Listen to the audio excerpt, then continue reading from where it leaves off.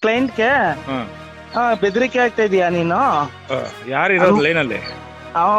Lawyer ಹಾಕ್ಲಾ conference? Venkatesh sir, ಹೇಳಿ. ನೀವು ನಿಮ್ ಡ್ಯೂಟಿ ಮಾಡ್ತಾ ಇದ್ದೀರಾ. ಈ ಮುಖಾಂತರ ಆನ್ ದ ರೆಕಾರ್ಡ್ ಮಾತಾಡ್ತಾ ಇದ್ದೀನಿ ನಾನು. ಹೌದು, ನಾನು ಆನ್ ದ ರೆಕಾರ್ಡ್ ಇದ್ದೀನಿ. ಹೇಳಿ.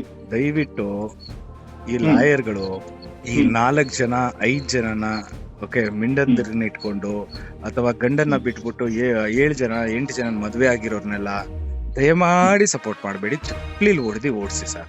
ರಕ್ಷಣಾ ವೇದಿಕೆ ಮಾಡಿದ್ದೀರಾ, ಪಾಪ ಎಲ್ಲರಿಗೂ ಒಳ್ಳೇದ್ ಮಾಡ್ತಾ ಇದ್ದೀರಾ. ಮುಂದೋರ್ಗೆ ನೀವು ಗ್ಯಾರಂಟಿ ಇದ್ ಮಾಡ್ತಿದ್ದೀರಾ, ಸಂತೋಷ. ನಿಮ್ ಫೀಸ್ಗೋಸ್ಕರ ಸಮಾಜ ಬೇರೆ ದಾರಿಗೆ ಹೋಗ್ತಾ ಇದೆ ಸರ್. ದಯವಿಟ್ಟು ಒಂದ್ ನಿಮಿಷ. ಈಗ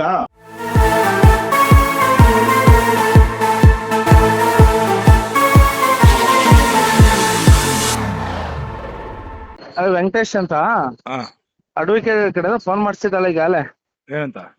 ಏನೋ ನಮ್ಮ ಇದಕ್ಕೆ ಇದ್ರವ್ರಿಗೆ, ನಮ್ಮ ಅಡ್ವೊಕೇಟ್ಗೆ ನಮ್ ಕಂಟೆಂಟ್ ಇದೇನೋ ಲಾಯರ್ ಕ್ಲೈಂಟ್ಗೆ ಬೆದರಿಕೆ ಆಗ್ತಾ ಇದೀಯಾ ನೀನು? ಯಾರು ಇರೋದು ಲೈನಲ್ಲಿ? ಲಾಯರ್ ಹಾಕ್ಲಾ ಕಾನ್ಫರೆನ್ಸ್? ತಡ್ರಿ ಹಾಕ್ತೀನಿ. The person you are speaking with has put your call on hold. Please stay on the line. ನೀವು ಮಾತನಾಡುತ್ತಿರುವ ವ್ಯಕ್ತಿಯು ನಿಮ್ಮ ಕರೆಯನ್ನು ಹೋಲ್ಡ್ನಲ್ಲಿ ಇಟ್ಟಿದ್ದಾರೆ. ದಯವಿಟ್ಟು ಲೈನ್ನಲ್ಲಿಯೇ ಇರಿ. ಇವ್ರು ಮಾತಾಡ್ತಾರೆ, ಮಾತಾಡೋಣ. ಅಣ್ಣ, ಯಾರಪ್ಪ ಲೈನಲ್ಲಿ ಇರೋದು? ಅವರು ಲಾಯರ್ ಅಂತ ಅಡ್ವೊಕೇಟ್. ಯಾರು ಸರ್ ಮಾತಾಡ್ತಾ ಇರೋದು? ನಾನು ಅಡ್ವೊಕೇಟ್ ವೆಂಕಟೇಶ್ ಅಂತ. ತಾವ್ಯಾರು ಮಾತಾಡೋದು? ಪುರುಷ ರಕ್ಷಣಾ ಆಯೋಗದಿಂದ ವಿ.ಟಿ. ಸೂರ್ಯ ಅಂತ ಮಾತಾಡ್ತಾರೆ. ಹೌದಾ? ಏನ್ ಹೇಳಿ. ನಾನೇನ್ ಹೇಳ್ಬೇಕು ನಿಮ್ಮ ಹತ್ರ? ನೀವೇ ಹೇಳ್ಬೇಕು. ಏನೋ ಹುಡುಗನ್ ಫೋನ್ ಮಾಡಿ. ಅಲ್ಲ ಹೌದೌದು. ಅಲ್ಲಲ್ಲ, ಅವ್ನ್ ಫೋನ್ ಮಾಡಿ ಏನೋ ಬೈಕ್ ಬಂದಂಗ್ ಬೈತಾ ಇದ್ದ ನೋಡಪ್ಪ. ಅಡ್ವೊಕೇಟ್ ಹತ್ರ ಆಫೀಸಲ್ಲಿ ಇದೀನಿ. ನಾನು ಅವಳಿಗೆ ಬೈತಾ ಇರೋದಲ್ಲ, ಅವಳಿಗೆ ಬೈತಾ ಇರೋದು ನಿಮ್ಗಲ್ಲ. ನಮ್ ಕ್ಲೈಂಟ್ ಹತ್ರ ಮಾತಾಡ್ಬೇಕಾದ್ರೆ ಕರೆಕ್ಟಾಗಿ ಮಾತಾಡೋ, ಒಳಗೆ ಹಾಕಿಸ್ಬಿಡ್ತೀನಿ ಅಂತವ್ರೆ. ಯಾರು ನಮ್ ಕ್ಲೈಂಟ್ ಹತ್ರ ಮಾತಾಡ್ಬೇಕಾದ್ರೆ ಕರೆಕ್ಟಾಗಿ ಮಾತಾಡಿಲ್ಲ, ಒಳಗೆ ಹಾಕಿಸ್ಬಿಡ್ತೀನಿ ಅಂತವ್ರಣ್ಣ. ಹೌದು, ನೀನ್ ಬೈಕ್ ಬಂದಂಗ್ ಮಾತಾಡಿದ್ರೆ ಸುಮ್ನೆ ಇರ್ತೀನ ನಾನು. ಈಗ ಅವ್ಳು ಮಧ್ಯಾಹ್ನ ಮದ್ವೆ ಆಗ್ಬಿಟ್ರೆ ನೀವು ನಿಮ್ ಮಕ್ಳಿಗೆ ಗಂಡ್ ಮಕ್ಳಿಗೆ ಹಿಂಗ್ ಆಗ್ಬಿಟ್ರೆ ಬಿಟ್ಬಿಡ್ತಾ ಇದಾರ ನೀವು? ಅದೇನಿದ್ರು ಇಲ್ಲಿ ಬಂದು ಮಾತಾಡಮ್ಮ ಅಲ್ವಾ? ಈಗ ಮಾತಾಡಿ. ನನಗ್ ಮಾತಾಡ. ವೆಂಕಟೇಶ್ ಸರ್, ಹೇಳಿ. ನೀವು ನಿಮ್ ಡ್ಯೂಟಿ ಮಾಡ್ತಾ ಇದ್ದೀರಾ. ಈ ಮುಖಾಂತರ ಆನ್ ದ ರೆಕಾರ್ಡ್ ಮಾತಾಡ್ತಾ ಇದ್ದೀನಿ ನಾನು. ಹೌದು, ನಾನು ಆನ್ ದ ರೆಕಾರ್ಡ್ ಇದ್ದೀನಿ. ಹೇಳಿ. ದಯವಿಟ್ಟು ಈ ಲಾಯರ್ಗಳು ಈ 4 ಜನ 5 ಜನನ ಮಿಂಡಂದಿರನ್ನ ಇಟ್ಕೊಂಡು ಅಥವಾ ಗಂಡನ್ನ ಬಿಟ್ಬಿಟ್ಟು 7 ಜನ 8 ಜನ ಮದ್ವೆ ಆಗಿರೋರ್ನೆಲ್ಲ ದಯಮಾಡಿ ಸಪೋರ್ಟ್ ಮಾಡಬೇಡಿ. ಚಪ್ಲಿಲ್ ಓಡಿಸಿ ಸರ್. ನಿಮ್ ಫೀಸ್ಗೋಸ್ಕರ ಸಮಾಜ ಬೇರೆ ದಾರಿಗೆ ಹೋಗ್ತಾ ಇದೆ ಸರ್. ದಯವಿಟ್ಟು ಒಂದ್ ನಿಮಿಷ. ಈಗ ನೀವು ಏನಂದ್ರೆ ವಿ.ಟಿ. ಸೂರ್ಯ ಅಂದ್ರಲ್ವಾ? ಈಗ ನಿಮಗೇನು ಅನ್ಯಾಯ ಆಗಿದೆ ಅಂತ ಲಾಯರ್ ಹತ್ರ ಬಂದಾಗ ನಾವು ಎರಡನ್ನೂ ಪರಿಶೀಲನೆ ಮಾಡ್ಬೇಕಾ? ಡೈರೆಕ್ಟ್ ಆಗಿ ಬಂದಾಗ ಕಳ್ದು ಈಗ ನೀವ್ ಹೇಳಿದಿರಿ ಹಿಂಗಂತ. ನೀವು ಬನ್ನಿ, ಅವ್ರು ನಿಮ್ಮ ಫ್ರೆಂಡ್ ಕರ್ಕೊಂಡು ಇಲ್ಲಿ ಬನ್ನಿ. ನನ್ನ ಫ್ರೆಂಡ್ ಅಲ್ಲ ಸರ್, ಅದು ನನ್ನ ಫ್ರೆಂಡ್ ಅಲ್ಲ, ನನ್ ಕ್ಲೈಂಟ್. ನಿಮ್ಗೆ ಅವ್ರ ಕ್ಲೈಂಟ್, ಅದೇ ತರ ನನ್ಗೆ ಕ್ಲೈಂಟ್. ತೊಂದ್ರೆ ಇಲ್ಲ. ಆಯ್ತಾ? ಈಗ ನಿಮ್ ಕೆಲ್ಸ ನಾನ್ ಹೇಳ್ತಿರೋದು, ನಿಮ್ ಕೆಲ್ಸ ನೀವ್ ಮಾಡ್ತೀರಾ, ನನ್ ಕೆಲ್ಸ ನಾನ್ ಮಾಡ್ತೀನಿ. ನಾನು ಪುರುಷ ರಕ್ಷಣಾ ಆಯೋಗ ಅಂತ ಮಾಡಿರೋದು ಆನ್ ದ ರೆಕಾರ್ಡ್. ಈಗ ಕೇಳಿ on the record, government record ಪ್ರಕಾರ ನಿಮ್ಗೂ ಗೊತ್ತಿರುತ್ತೆ 88.7% ಹುಡುಗಿರು ಮೋಸ ಮಾಡ್ತಾ ಇರೋದು, ಹುಡುಗರು ಬಂದ್ಬಿಟ್ಟು ಮೋಸಗೆ ಒಳಗಾಗಿರೋದು ಹುಡುಗಿರಿಂದ.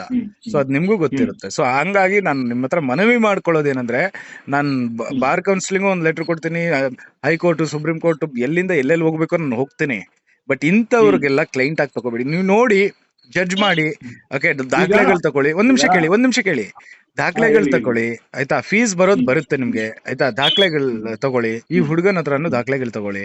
ಒಂದು 8 ಜನ 10 ಜನ ಇಟ್ಕೊಂಡಿದ್ದಾಳೆ ಅಂದ್ರೆ ಗಂಡನ್ ಬಿಟ್ಟು ಇನ್ನೊಬ್ಬನ ಹತ್ರ ಹೋಗೋದೇ ಕಾನೂನು ಪ್ರಕಾರ ತಪ್ಪು.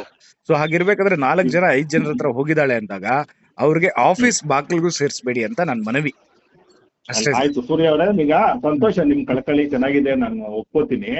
ಆದ್ರೆ ಈಗ ನಮ್ಗೆ ಏನ್ ಗೊತ್ತಾ, ಏನು ಡಾಕ್ಯುಮೆಂಟ್ ಇಲ್ದೆ ನೀವ್ ಕರೆಕ್ಟ್, ನೀವ್ ಹೇಳಿದ್ದು 100% ನಾವು ಒಪ್ಕೋತೀನಿ. ಅಲ್ಲಲ್ಲ, ಒಂದ್ ನಿಮಿಷ ನನ್ ಮಾತು ಕೇಳಿ. ಈಗ ನಾನು ಹೇಳೋದೇನಂದ್ರೆ, ನೀವ್ ಹೇಳಿದ್ ನನ್ಗೆ ಒಪ್ಪಿಗೆ ಆಯ್ತು. ಮಾಡ್ತಾರೆ, ಮೆಜಾರಿಟಿ ವೈಸ್ ಹಿಂಗೆ ಹುಡುಗಿರ್ ಮೋಸ ಮಾಡ್ತಾರೆ, ದುಡ್ಡು ತಗೋತಾರೆ, ಏನೇನು ಮಾಡೋದು ಓಕೆ.